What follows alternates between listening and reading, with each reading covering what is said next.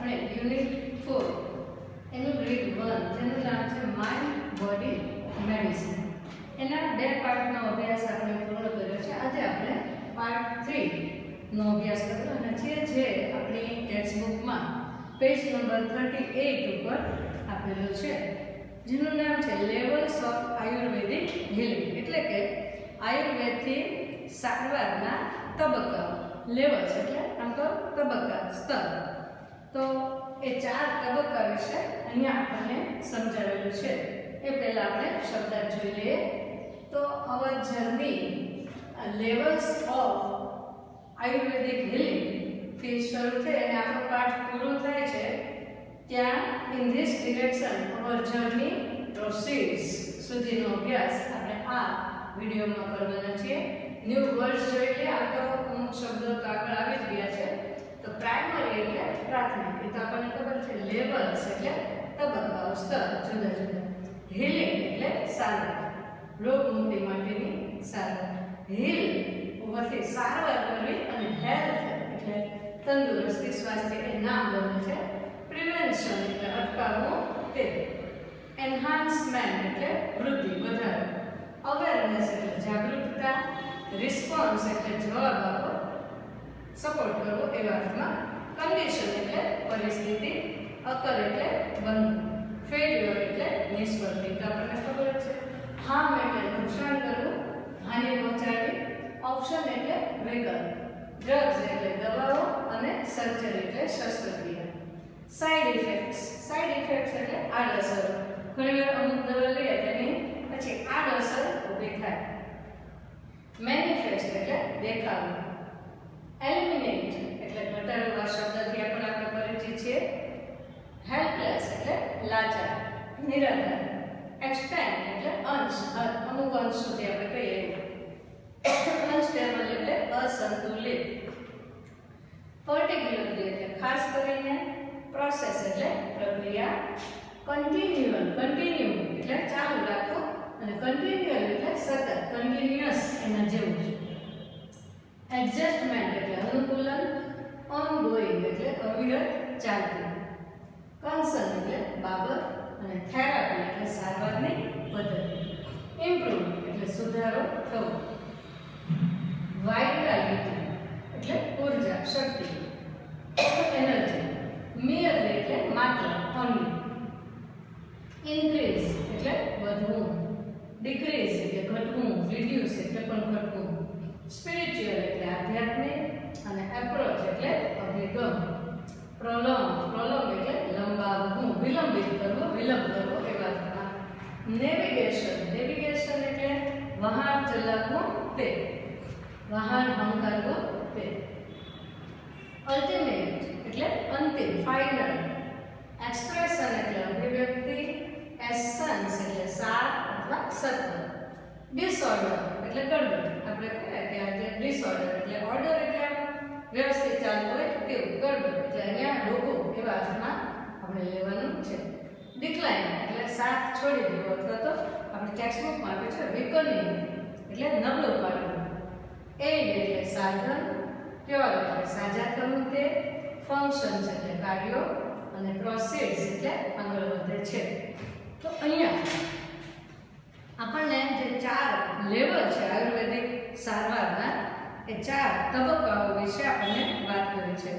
Ayurveda recognises 4 primary levels of healing.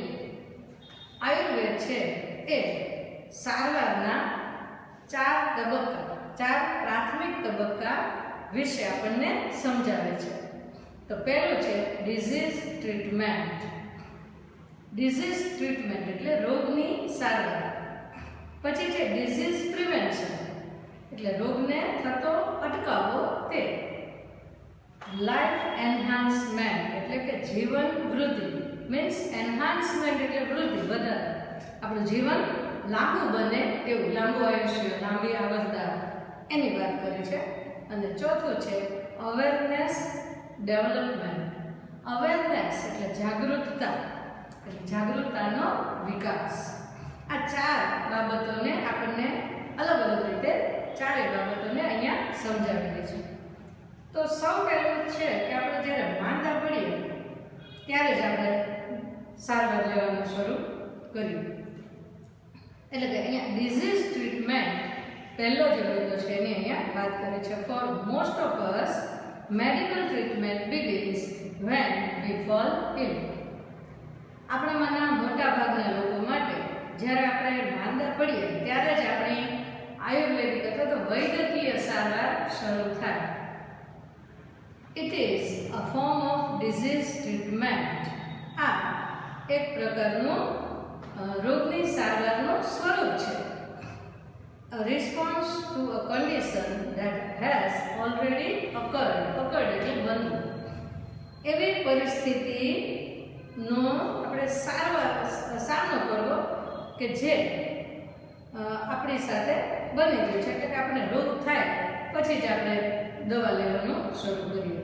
કે એવી પરિસ્થિતિ કે જે ઓલરેડી બની ગઈ છે, એટલે કે ઓલરેડી આપણને રોગ થઈ ગયો છે, માંદા પડી ગયા છે, ત્યારે આપણે એના જવાબમાં એના સપોર્ટમાં આપણે એક સારવાર શરૂ કરીએ છીએ.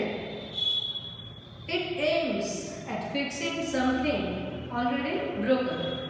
એક ઉદાહરણ આપે છે કે આનો અર્થ શું થાય છે, આનો આશય શું? તો કે કોઈ વસ્તુ તૂટી ગઈ છે એને આપણે સાંધવાનો પ્રયત્ન કરીએ એના જેવું છે. આનો આશય એ છે કે આપણા શરીરમાં ક્યાંક રોગ પ્રવેશી ગયો છે તો એ રોગને દૂર કરવાનો અને એ આપણું જે અવયવ છે, શરીરનો ભાગ છે, એને સાજા કરવાનું, સમૂહ કરવાનું. કોઈ વસ્તુ તૂટી ગઈ છે તેને આપણે સાંધવાનો જે પ્રયત્ન કરીએ એના જેવી આ વાત છે.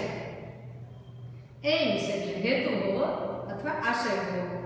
However, if medicine begins with the treatment of disease, it is a failure because the disease is already harming us. જોકે અલબત્ત, if medicine begins with the treatment of disease, રોગની સારવારની સાથે જ જો ઔષધિઓ, દવાઓ આપણે શરૂ કરીએ તો એ તો એક નિષ્ફળતા છે. કારણ કે રોગે તો આપણને નુકસાન પહોંચાડી જ દીધું હોય છે. આપણા અમુક જે શરીરના અવયવમાં રોગ થાય એને તો એને ડેમેજ કરી જ નાખ્યો છે, ખરાબ કરી નાખ્યો છે. એટલે દવા લઈએ ત્યારે ધીમે ધીમે સાજા થાય. At this last stage we are left with no option but using drugs and surgery. આ છેલ્લા તબક્કામાં બહુ માંદા પડી જાય પછી જ આપણે સારવાર લઈએ ત્યારે આ છેલ્લા તબક્કામાં આપણી પાસે દવા અને શસ્ત્રક્રિયા સિવાય બીજું કોઈ વિકલ્પ રહેતો નથી. which may have many side effects in the long run. જેની લાંબા ગાળે એટલે લાંબા ગાળે એની ઘણી બધી આડઅસરો જોવા મળે છે આપણને. બરોબર? તો આ પહેલો તબક્કો છે એ કહે છે કે રોગ થયા પછી આપણે સારવાર લઈએ ત્યારે કઈ વસ્તુ થાય? એકવાર વસ્તુ તૂટી ગઈ પછી એને સાંધાસંધી કરે એના જેવી વાત થઈ. આપણે છેલ્લા તબક્કામાં હોઈએ ત્યારે આપણે ડૉક્ટર પાસે દોડીએ છીએ. તો આ વાતે a higher level of healing aims at preventing disease before they manifest. એનાથી ઉચ્ચ કક્ષાની સારવારની પદ્ધતિ છે એનો હેતુ શું છે? તો કે aims at preventing disease. રોગને થતો અટકાવો before they manifest. રોગ દેખા દે, રોગ આપણને દેખાય એ પહેલા જ આપણે એ રોગને અટકાવવાનો હેતુ એ આ બીજા પ્રકારની સારવારમાં છે. ડિઝીઝ પ્રિવેન્શન એના વિશે વાત કરે છે. To reach this stage we ought to consider the fact of our lifestyle, environment, work and psychological condition.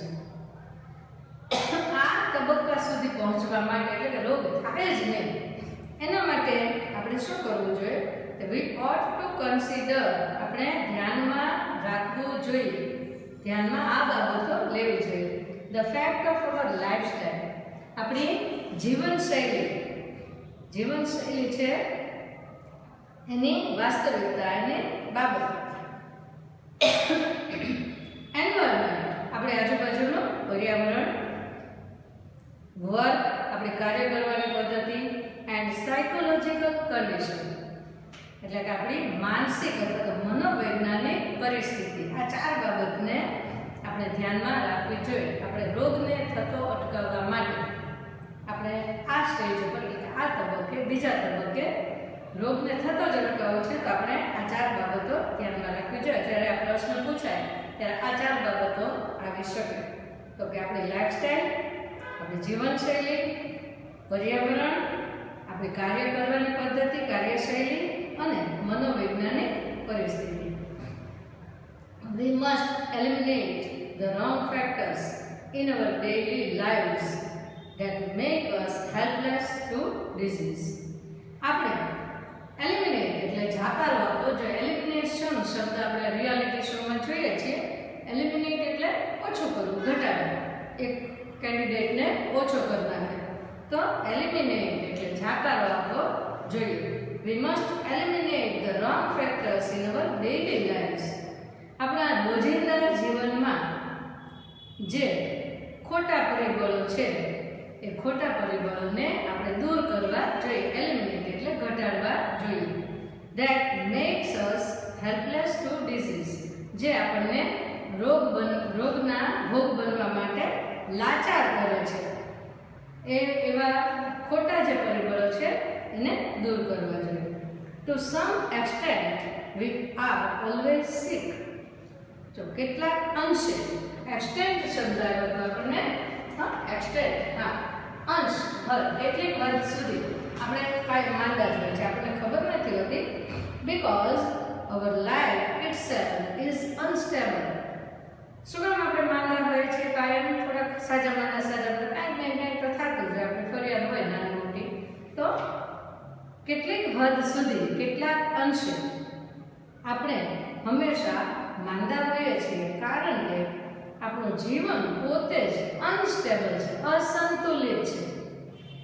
There are always some diseases attacking us.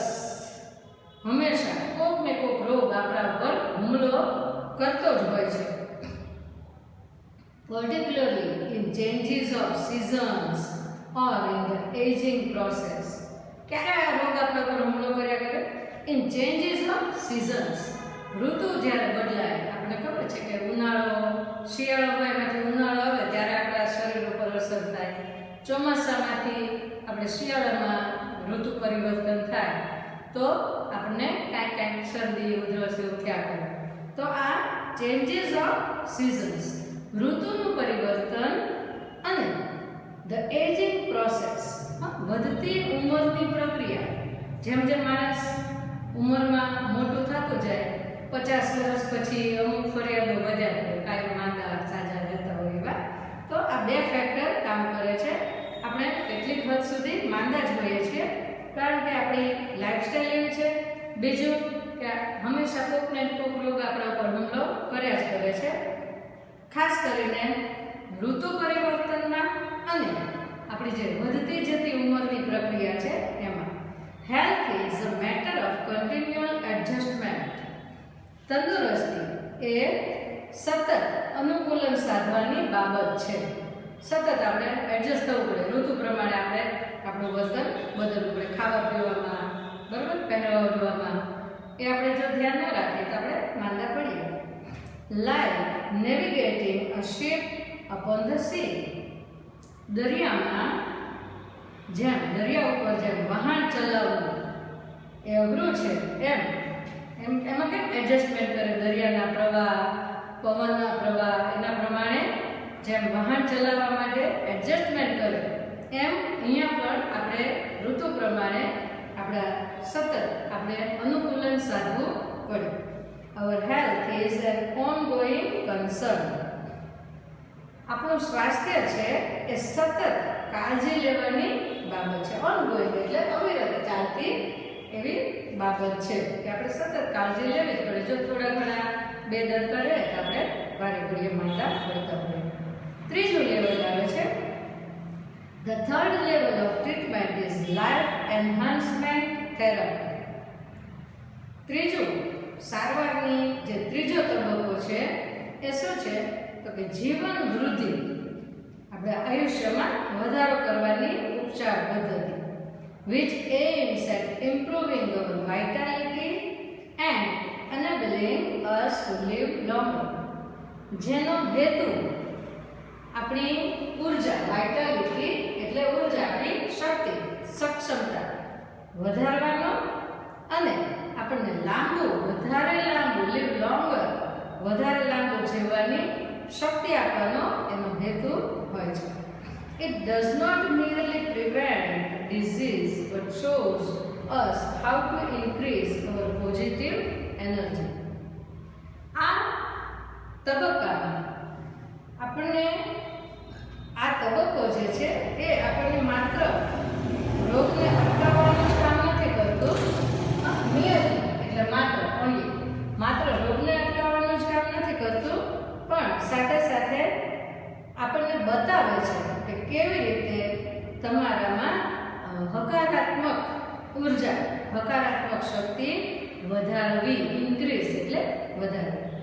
તો આ પદ્ધતિ એવી છે કે લાંબુ જીવવાની જે જીવ ઉપચાર પદ્ધતિ છે એમાં શું છે તો કે એક તો એ આપણને રોગને તો અટકાવે છે, પણ સાથે સાથે કઈ રીતે આપણામાં હકારાત્મક ઉર્જા વધારો થાય એ પણ બતાવે છે. However, Ayurveda aims at creating health, avoiding disease and helping us live longer.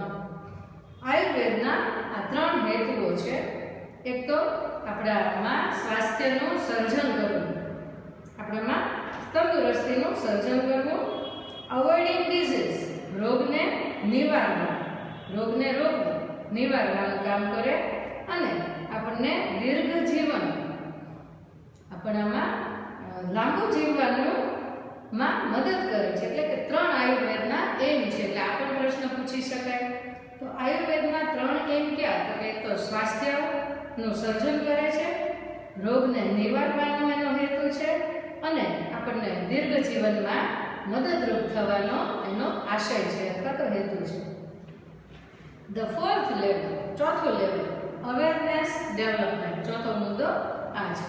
The fourth level of Ayurveda healing is awareness development. આયુર્વેદની સારવારનો જે ચોથો તબક્કો છે એ કયો છે? જાગૃતતાનો વિકાસ. This requires a spiritual approach to life. આ તબક્કે આપણને શેની જરૂર પડે છે? આધ્યાત્મિક અભિગમ, જીવન પ્રત્યે આધ્યાત્મિક અભિગમની જરૂર પડે છે. To be healthy is important. તંદુરસ્ત હોવું એ મહત્વનું તો છે જ, but health is not an end in itself. પણ તંદુરસ્તી એ કઈ એનો અંત નથી. It is not enough merely to prolong our lives. એ કઈ પૂરતું નથી માત્ર આપણું જીવન લાંબુ કરવું, લાંબુ જીવીએ, પણ ખાટલામાં પડ્યા લાંબુ જીવીએ એનો તો કોઈ અર્થ નથી. એટલે કહે છે કે it is not enough merely to prolong our lives. Prolong એટલે લાંબુ કરવું, લંબાવવું. આપણા જીવનને માત્ર લાંબુ કરવું એ જ પૂરતું નથી. And have better energy to do the things we want. અને આપણે જે કંઈ આપણે કરવા ઈચ્છતા હોઈએ એમાં આપણને વધારે સારી ઉર્જા મળે એ ગતિ. We ought to consider what we are using our energy for and why. આપણે ધ્યાનમાં લેવું જોઈએ કે આપણે આપણી એનર્જી કોના માટે અને શું કામ વાપરીએ છીએ એ બાબતને આપણે ધ્યાનમાં લેવી જોઈએ. The quality of our awareness is the real fruit of all that we do. આપણે જે કંઈ કાર્ય કરીએ છીએ એ કાર્યમાં જે આપણી જાગૃતતાની ગુણવત્તા છે એ જ આપણું સાચું ફળ છે, વાસ્તવિક ફળ છે. It is our ultimate expression. એ આપણું અંતિમ અભિવ્યક્તિ છે. The essence of who we really are. એનો સાર છે, સત્વ. એસેન્સ એટલે સાર, સત્વ છે. આપણે ખરેખર કોણ છીએ એના વિશેની આપણી જે અંતિમ અભિવ્યક્તિ છે એ આપણો સાર છે. Our until we die. આપણી જે આ જાગૃતતા છે એ એકમાત્ર એવી વસ્તુ છે કે જે આપણે મૃત્યુ પામીએ ત્યાં સુધી આપણી સાથે રાખી શકીએ છીએ. It continues to grow even when the body and mind decline. આપણી જે અવેરનેસ છે, જાગૃતતા છે, એ આપણું શરીર અને આપણું મન જ્યારે નબળું પડતું જાય, એ આપણો સાથ છોડી દે, મન અને તન એ આપણો સાથ છોડી દે, નબળું પડતું જાય આપણું શરીર અને મન, ત્યારે પણ આ અવેરનેસ છે એ સતત વધતી રહે છે. Thus it is our greatest aid in the aging process. આ રીતે આપણી જે વધતી ઉંમરની જે પ્રક્રિયા છે એમાં આ આપણું મોટામાં મોટું સાધન છે સારી રીતે જીવવા માટે, કે આપણને એ મોટો સહારો આપે છે, અવેરનેસ છે, જાગૃતતા. તો આ 4 મુદ્દા આપણને અહીંયા સમજાવ્યા. This is the ultimate goal of Ayurveda, which aims at releasing us from all sorrow and suffering. આ આપણો આયુર્વેદનો અંતિમ ઉદ્દેશ છે. This is the ultimate goal of Ayurveda.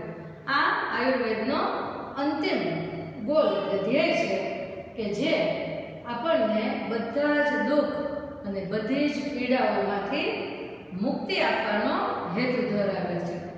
આપણને બધા દુઃખમાંથી આયુર્વેદથી આપણે ધીમે ધીમે ભલે સ્લો પ્રોસેસ છે પણ એમાંથી આપણને મુક્તિ મળે છે. True awareness is the ultimate cure for all psychological disorders.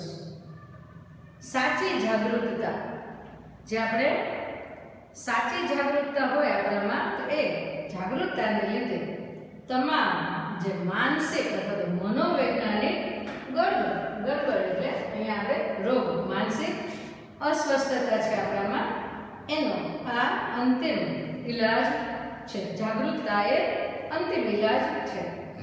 But to understand it, we must first look into the mind and its functions.